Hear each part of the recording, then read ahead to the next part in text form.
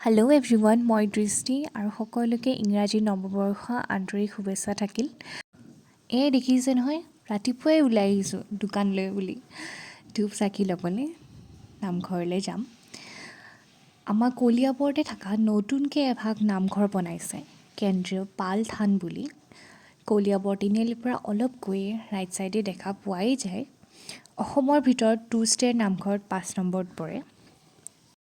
আজি মই আহিছোঁ মাহঁতৰ লগত বছৰটোৰ প্ৰথমটো দিন বুলি চাকি জ্বলাবলৈ, যাতে বছৰটো সুখ শান্তিৰে যায়। বহুত ধুনীয়া, একদম শান্তিৰ পৰিৱেশ হয় ইয়াতে। বহুত ভাল লাগিছে আহি, যিহেতু প্ৰথমবাৰ আহিছোঁ।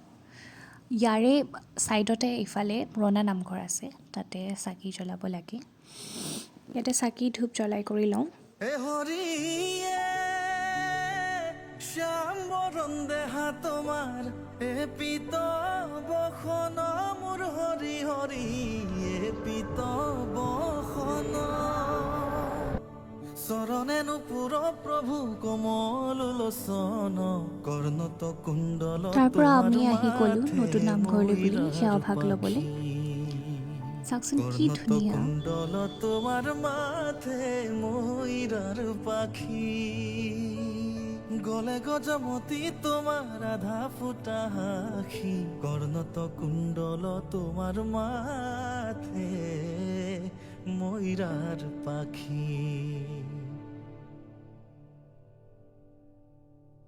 কণ্ঠত কষ্টভ তোমাৰ সূৰ্য যেন দেখি সেৱা কৰিহে আমি কষ্টভ ওলাই দিলোঁ তোমাৰ আৰু সূৰ্য ইয়াতে যেন অলপমান ফটো দেখি চুট লওঁ। যিহেতু ইমান ধুনীয়া বনাইছে। হাজাৰো লম্বিত তোমাৰ বিজুলি বেশি কৰ্ণত কুণ্ডল তোমাৰ মাথে ময়ূৰাৰ পাখি হৰিয়ে শিৰত কীৰ্তি তোমাৰ ভ্ৰমৰ নচাৰে মোৰ হৰি হৰি এয়া ভণ্টি আৰু মই, তাৰ পৰা আমি ঘৰলৈ বুলি ওলাই দিলোঁ। Bye bye.